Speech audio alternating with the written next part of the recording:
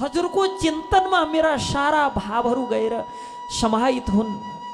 जसरी ती नदी बहुशाखा भएका नदीहरूको एक मात्र उद्देश्य समुद्र हुन्छ भगवान, त्यसै गरी मेरो मतिको, मेरो गतिको, मेरो सामर्थ्यको, मेरो विचारको, मेरो कार्यको सारा उद्देश्य हजुरको चिन्तन होस्। हजुरको चिन्तनमा मेरा सारा मति, मेरा सारा कार्यहरू समाहित हुन सकुन् भगवान। यसका लागि यदि आवश्यक पर्छ भने यस्तै यस्तै कष्टहरू हेर्नुहोस् त। कुन्ती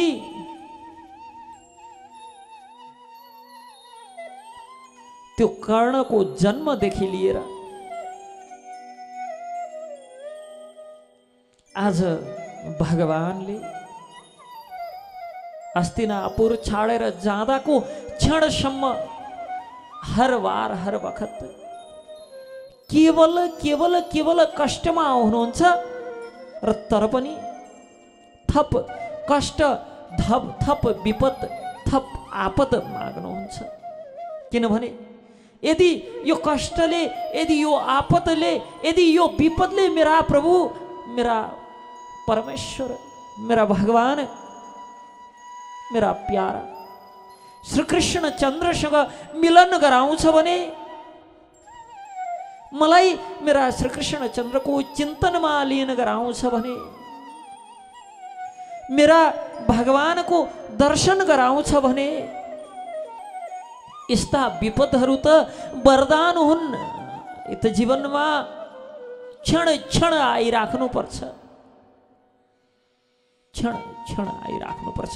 मैले यस्ता विपदहरू त क्षण क्षण पाइराख्नु पर्छ। म यस्ता विपदहरूलाई, जो विपदले यदि श्रीहरिको, श्री कृष्ण चन्द्रको दर्शन दिलाउँछ भने, स्मरण दिलाउँछ भने, यस्ता विपदहरू मेरा लागि आनन्ददायक छन्। यस्ता विपदहरूलाई म सहस्र रूपमा स्वीकार गर्छु। स्वीकार मात्र होइन, आह्वान गर्छु। सारा विपदहरू मेरा जीवनमा आउन्, त्यो विपदहरूलाई म आह्वान गर्छु। त्यस्ता विपदहरू जसले भगवान श्रीनामको, श्रीनामी प्रभुको स्मरण गराओस्, चिन्तन गराओस्। यस प्रकार कुन्तीले वास्तवमा आफ्नो स्तुतिका रूपमा, प्रार्थनाको रूपमा हामी जस्ता बद्ध जीवहरूलाई उपदेश गर्दै हुनुहुन्छ कि भाव कस्तो हुनुपर्छ, कि भाव भगवान प्रतिको कस्तो हुनुपर्छ, कस प्रकार भगवत प्राप्ति हुन सक्छ,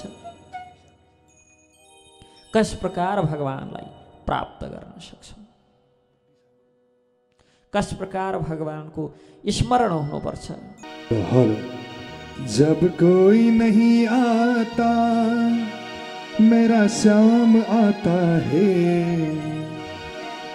जब कोई नहीं आता मेरा श्याम आता है, मेरे दुख के दिनों में वो बड़ा काम आता है, मेरे दुख के दिनों में वो बड़ा काम आता है। जब कोई नहीं आता मेरा श्याम आता है, जब कोई नहीं आता मेरा श्याम आता है, मेरे दुख के दिनों में वो बड़ा काम आता है, मेरे दुख के दिनों में वो बड़ा काम आता है।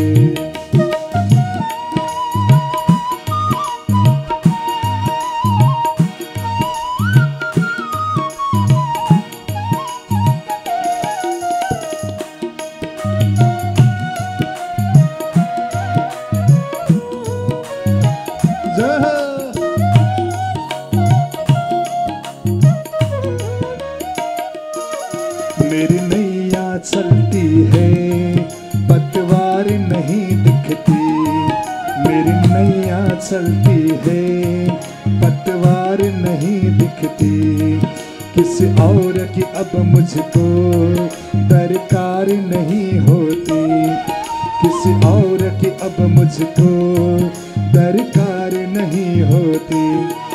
दरकार पड़े जब भी वो दौड़ आता है, दरकार पड़े जब भी वो दौड़ आता है। मेरे दुख के दिनों में वो बड़ा काम आता है, मेरे दुख के दिनों में वो बड़ा काम आता है। जय हो।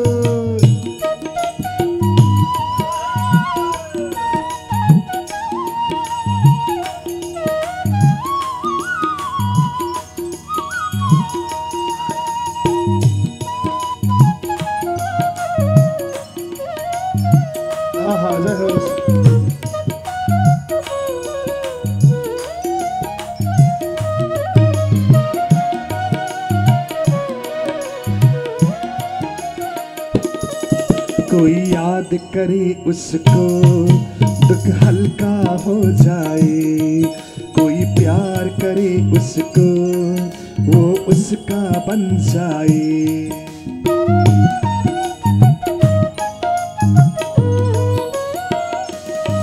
कोई याद करे उसको दुख हल्का हो जाए, कोई प्यार करे उसको वो उसका बन जाए।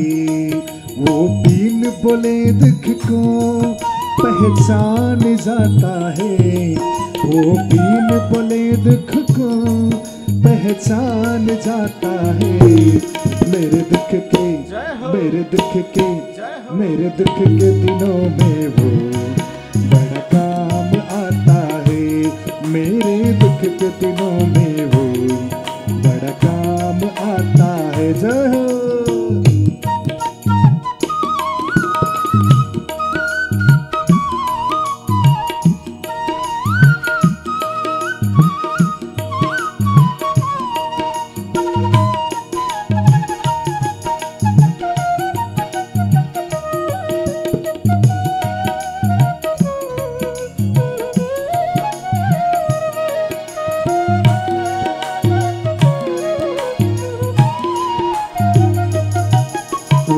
इतना बड़ा होकर दुखियों से प्यार करे, चाहे छोटे हो या बड़े सबको स्वीकार करे।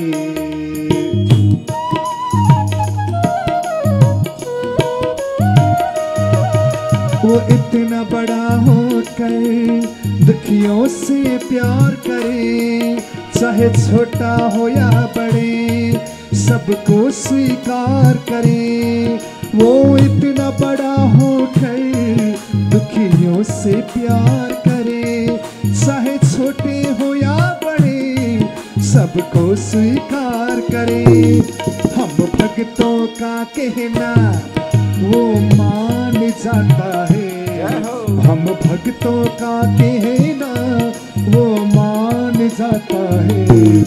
मेरे दुख के मेरे दुख के मेरे दुख के दिनों में वो बड़ा काम आता है, मेरे दुख के दिनों में वो बड़ा काम आता है। जब कोई नहीं आता मेरा शाम आता है, जब कोई नहीं आता आता आता मेरा शाम आता है। मेरे दुख के दिनों में मेरे दुख के दिनों में वो बड़ा काम आता है, मेरे दुख के दिनों में वो बड़ा काम आता है, मेरे दुख के दिनों में वो बड़ा काम आता है, बड़ा काम आता है, बड़ा काम आता है। बल कृष्ण कन्हैया लाल को जय। इस प्रकार कुन्तीले स्तुति गर्नुहुन्छ भगवानको। विपदः सन्तु न शाश्वतत्र तत्र जगद्गुरु, भवतु दर्शनम यस्याद अपुनर्भव दर्शनम। हे प्रभु, विपत्तिमा मात्रै हजुरको यदि याद आउने हो भने, विपदले यदि हजुरको चिन्तन गराउने हो भने त्यो चिन्तनले जीवात्मालाई मुक्त गराउँछ। तसर्थ हे प्रभु, मेरा जीवनमा यस्ता आपत विपदहरू आइराखुन् ताकि मैले हजुरलाई सम्झिराखौँ, हजुरको स्मरण भइराखोस्। यस प्रकार मधुर स्तुति गर्दै कुन्तीले भगवानका अनेक लीलाहरूको स्मरण गर्नुहुन्छ, लीलाहरू गाउनुहुन्छ र भगवान प्रसन्न हुनुभयो। फेरि अब रथमा चढ्नुभएका भगवान झर्नुभयो, झरेर फेरि बस्नुभयो र फेरि पुनः अब अर्को पटक भगवान द्वारका जान भनेर जब आँट्नुभयो त्यतिखेर युद्धमा मारिएकाहरूलाई सम्झँदै युधिष्ठिर फेरि शोक गर्न थाले। भगवानले सम्झाउनु भयो, अनेक हिसाबले मन मानेन अनि लिएर भीष्म पितामह भएको ठाउँमा कुरुक्षेत्रमा जानुभयो र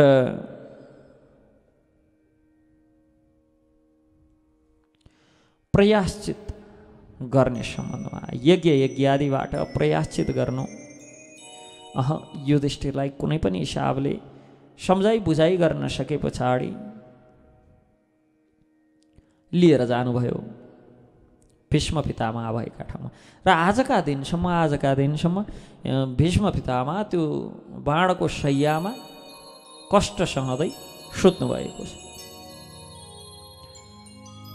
जब भीष्म पितामह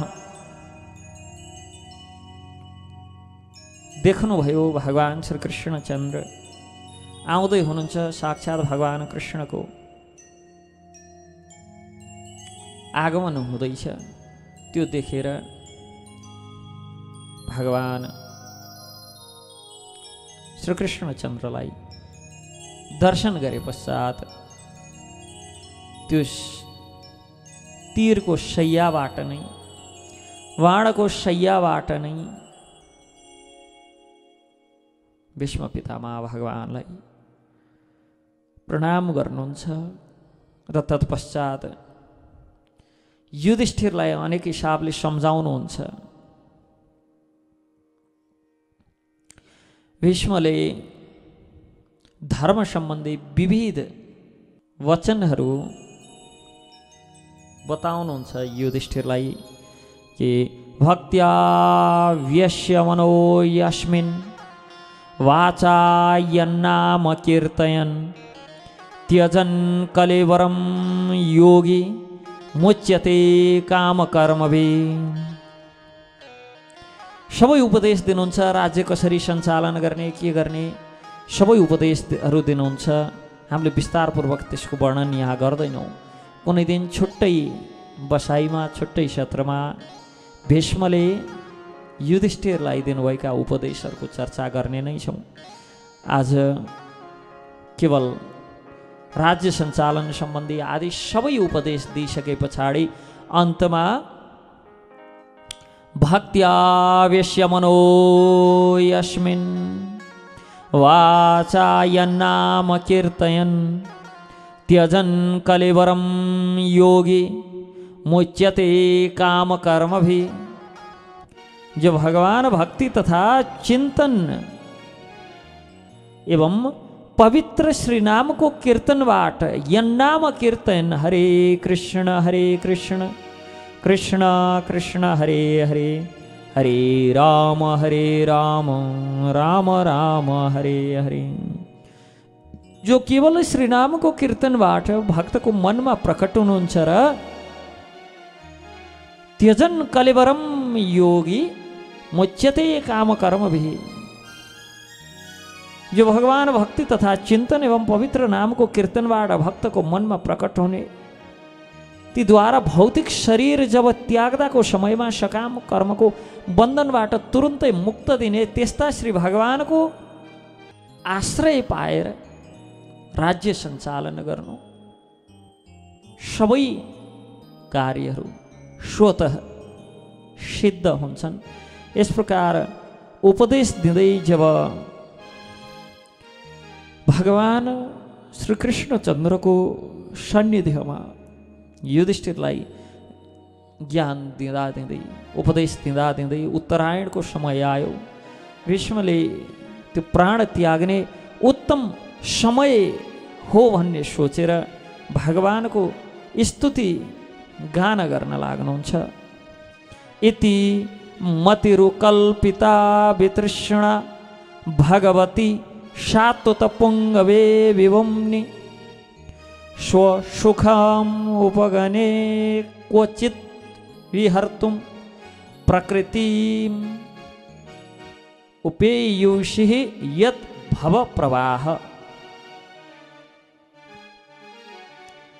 अहिलेसम्म मैले जे सोचेँ, जे अनुभव गरेँ तथा जे अनुभव गर्न चाहन्थेँ ती विभिन्न विषय तथा वृत्तिहरूका अधीनस्थ थिए। तर अब म ती परम शक्तिमान भगवान श्रीकृष्णमा आफ्नो हृदय लगाउँछु, जो सदैव आत्मा सन्तुष्ट रहने, जो कहिलेकाहीँ यो भौतिक जगतमा अवतरित भएर दिव्य आनन्द लाभ गर्नुहुन्छ। यद्यपि यो सारा भौतिक जगत भन्दा बाहिर रहनुभएका प्रकृतिम उपेयुषिः यद् भव प्रवाह।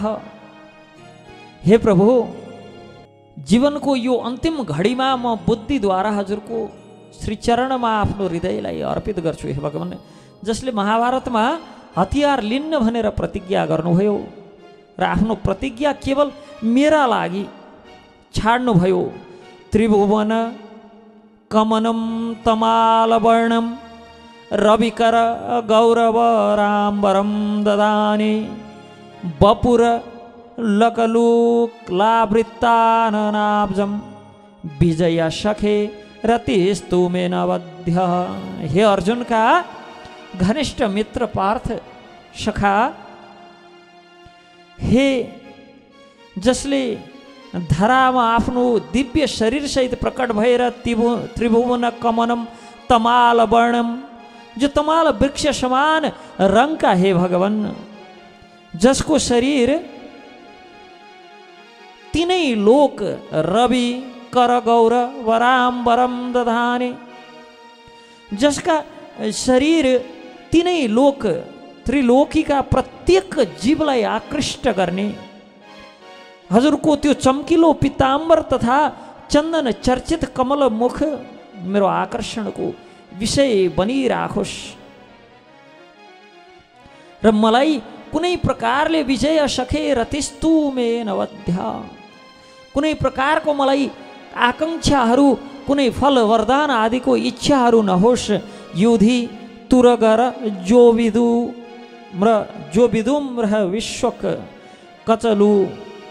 कचलुलित श्रम वार्यलङ्कृतास्य मम निशित शरैर विभिद्यमान त्वचिः बिलशत कवचेस्तु कृष्णात्। युद्ध क्षेत्रमा जहाँ मित्रता अवश्य श्री कृष्ण अर्जुन का साथमा भगवान कृष्णको त्यो लहराएका कपालहरू, घोडाको टापले उडेको धुलोबाट एकदम मैलो धैलो भएको श्रमका कारण मुखमण्डलमा पसिना बगेको असिन पसिन हुनुभएको, मेरा तीव्र तीरले बनेको घाउ अलङ्करणको शोभा बहुत दिव्य लाग्दै थियो। त्यस्ता श्रीकृष्णमा मेरो मन हरण भयो। हेर्नुहोस्, जब महाभारतको युद्ध चल्दै थियो, भगवान श्रीकृष्णचन्द्र अर्जुनको सारथीको सेवामा हुनुहुन्थ्यो, अर्जुनको सारथीका रूपमा रहनुभएको थियो र भीष्मले प्रतिज्ञा लिनुभएको थियो, आज त अर्जुनको वध गर्ने हो।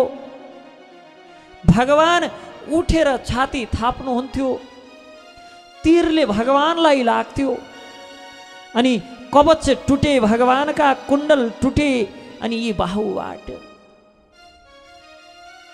रगत बग्न लागे, छातीबाट रगत बग्न लाग्यो। त्यस समयमा रथको वेगले गर्दा भगवानका ती कपाल उड्दै थिए, लहराउँदै थिए घोडाका टापले भैँमा हान्दाखेरि धुलो उडेर त्यो रगत आदिमा लागेर भगवानको दिव्य स्वरूप जो रक्त बग्दैछ त्यहाँ त्यो धुलो लागेर चन्दन समान, चन्दन लेप गरे समान देखिँदैछ। त्यस्तो झाँकीको, त्यस्तो भगवानको दिव्य स्वरूपको यहाँ स्मरण हुँदैछ। भीष्मलाई स्मरण गर्नु पनि बडो दिव्य हुन्छ भक्तहरूको भाव कि कसैलाई भगवानले दही चोरेर भागेको स्मरण गर्दाखेरि आनन्द आउँछ, अनि कसैलाई भगवानको त्यो निकुञ्ज लीला स्मरण गर्दाखेरि बडो दिव्य आनन्द आउँछ। कसैलाई भगवानले युद्ध गरेको स्मरण गर्दा बडो आनन्द आउँछ, कसैलाई भगवानले ती गोपीहरूलाई सताएको स्मरण गर्दा आनन्द आउँछ, अनि कसैलाई भगवानले ती नन्द बाबाका चरण पादुका खराउ शिरमा राखेर हिँड्दै गरेको स्मरण गर्दा आनन्द आउँछ। कसैलाई भगवानले तृणावर्त, बकासुर, अघासुर, पुतना, बत्सासुर आदिको वध गरेको भगवानको त्यो वीरता पराक्रम स्मरण गरेर बडो आनन्द आउँछ। अनि कसैलाई भगवान यशोदाको काखमा लोटपट गर्दै गरेका ती लीलाहरू स्मरण गरेर आनन्द आउँछ। अनि कसैलाई भगवान छुस्कर्याई गर्नुहुन्छ, यशोदाले लखेट्नुहुन्छ, बाँध्नुहुन्छ, गाली गर्नुहुन्छ, कान तान्नुहुन्छ, त्यो स्मरण गर्दाखेरि बडो दिव्य आनन्द आउँछ। यहाँ भीष्मलाई आफूले तीर प्रहार गरेर भगवानलाई रक्त लोहित गर्दाखेरि लहु लोहित त्यो स्वरूप जहाँ घोडाका टापले हानेर उडेको धुलोले भगवान लतपत हुनुभएको छ, असिन पसिन हुनुभएको छ, यस्तो स्वरूपको स्मरण आउँछ। भक्तहरूको भाव सबलाई आफ्नो भाव अनुकूलको, भावानुसारको भगवानले चिन्तन दिनुहुन्छ।